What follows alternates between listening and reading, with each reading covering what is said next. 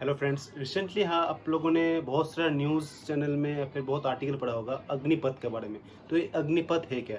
ये अग्निपथ एक गवर्नमेंट के द्वारा लॉन्च किया गया एक स्कीम है जिसके अंडर यंग पर्सन को 4 साल के लिए आर्म फोर्सेस में एनरोल किया जाएगा। 4 साल के बाद 25% को रखा जाएगा, 75% को आउट कर दिया जाएगा उनका मेरिट का बेसिस पे। और इसके मिनिमम एज है 17.5, मैक्सिमम 21, मतलब 7.5 से 21 का अंदर ही बंदा इस पर एनरोल कर सकता है।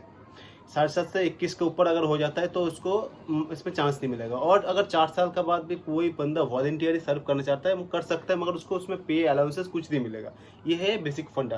तो चलिए डिस्कस करते हैं इसका क्या इफेक्ट और क्या एडवांटेज डिसएडवांटेज होगा आर्म फोर्सेस में।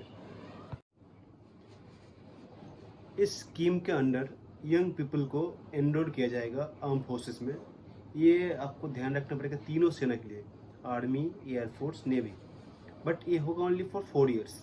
4 साल के बाद मेरिट के बेसिस पे, फिजिकल फिटनेस के बेसिस पे, मेडिकल के बेसिस पे 75% को आउट कर दिया जाएगा, 25% को रखा जाएगा। तो इसमें पैकेजेस ऐसा है कि फर्स्ट ईयर में 4.5 लाख पर ईयर। ये लास्ट का 4 ईयर आते आते ये हो जाएगा 6.5 लाख पर ईयर। और जब रिटायर करेंगे उनको एक लमसम अमाउंट 11.5 लाख का करीब दिया जाएगा। बट प्रॉब्लम ये है कि ये प्रोसेस सही है कि नहीं, क्योंकि ये एक मोरल एथिक्स जो एक फाइटिंग स्पिरिट है इंडियन आर्म फोर्सेस का, इसमें कुछ इफेक्ट तो नहीं आएगा। यहाँ पे सारे प्रॉब्लम शुरू होता है, क्योंकि जो पर्सन, जो सोल्जर को पता है पहले से कि मुझे 4 साल के लिए यहाँ पे काम करना है, वो क्या उतना एफर्ट के साथ काम करेगा? अगर मानो कल कुछ पाकिस्तान, चाइना अटैक करता है और उस बंदे का सर्विस हो जाता है 3.5 साल, उसको जब पता है कि मेरा सर्विस 6 मंथ ही बचा है, तो क्या वो उतना डेडिकेशन के साथ फाइट करेगा? ये हमको सोचना पड़ेगा। इस स्कीम के तहत जो भी अग्निवीर इसका पार्ट बनेगा उनको एक लाइफ इंश्योरेंस दिया जाएगा। अगर कोई जवान हमारा वीर गति को प्राप्त हो जाता है इस ड्यूरेशन में, तो उनको एक बीमा 48 लाख का बीमा दिया जाएगा।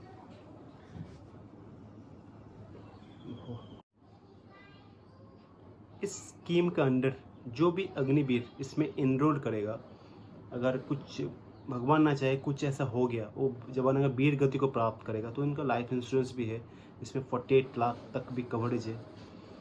तो सरकार ये चाहता है कि एक हमेशा एक फोर्स रेडी रहे। मतलब जो पर्सन अगर 4 साल इंडियन आर्म फोर्सेस में, एयरफोर्स में, नेवी में कहीं पे भी जॉब करके बाहर आएगा तो वो एक अलग दिखेगा।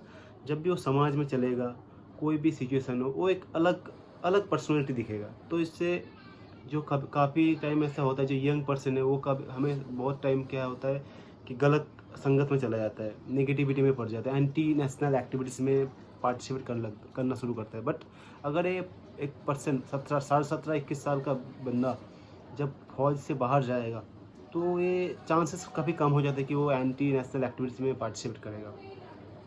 और गवर्नमेंट का मेन मोटिव इसमें ये है कि सरकार का इसमें एक सोच ये भी है कि रेडी टू फाइट सोल्जर रहे। मतलब कभी भी जरूरत पड़े तो हम किसी भी एक नागरिक, किसी यंग पर्सन को हम देश के लिए यूज़ कर पाए। और एक चीज़ है, जैसे डिफेंस बजट का एक मैक्सिमम पोर्शन यूज़ हो जाता है आर्म फोर्सेस का सैलरी और पेंशन में। तो गवर्नमेंट उतना खर्चा नहीं कर पाता मिलिट्री मॉडर्नाइजेशन में। तो एक सोच ये भी है कि अगर हम इस स्कीम का तहत चलेंगे तो बहुत खर्चा कम हो जाएगा पेंशन और सैलरी में, तो उस पैसे को गवर्नमेंट यूज़ कर पाएगा हमारा अत्याधुनिक अस्त्र, फाइटर जेट्स, बहुत कुछ मॉडर्नाइजेशन के लिए यूज़ कर पाएगा। बट साथ साथ एक प्रॉब्लम भी है कि 4.5 साल में एक जवान का पर ईयरली छुट्टी होता है 3 महीना, तो उस हिसाब से 4 साल का हो गया 12 महीना। तो वो बंदा ओनली 3 साल ही सर्व कर पाएगा। और एक सोल्जर अगर 3 साल ही सर्व कर पाए, जैसे जिस ड्यूरेशन में आपका ट्रेनिंग भी इंक्लूडेड है, उस ट्रेनिंग पीरियड में आप उसको हथियार चलाना सिखाओगे, सब कुछ आर्मी का उसको सब पता चल जाएगा। अगर वो पर्सन बाहर आके किसी anti social, anti national activities में ऐड हो गया तो कितना खतरनाक हो सकता है।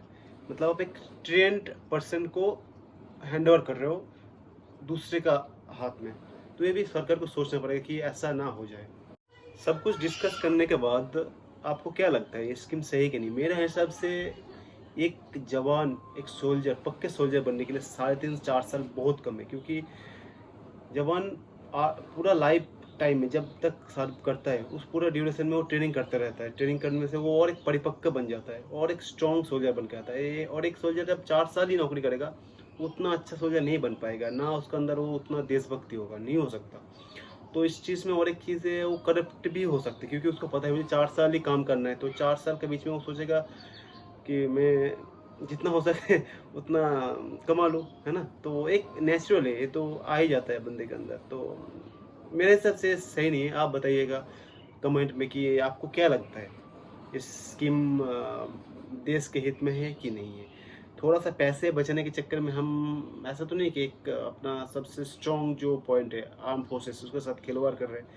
क्योंकि आपने देखा होगा गलवान वैली में डिफरेंट डिफरेंट फ्रंट में जब लड़ाई होता है, इंडियन फोर्सेस ऐसा है कि अगर इक्विपमेंट नहीं है, उनके पास उतना अस्त्र नहीं है, फिर भी वो अपना हिम्मत से लड़ाई करता है, वो पीछे नहीं हटता, क्योंकि उसका अंदर बचपन से एक देशभक्ति का वो डाल दिया था कि आपको लड़ना है, लड़ना है, लड़ना है। बट अगर वही चीज़ की आप छेड़छाड़ी करोगे, मेरे को नहीं लगता ये देश के लिए सही होगा।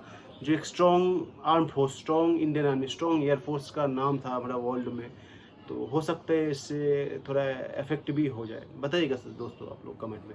Okay bye.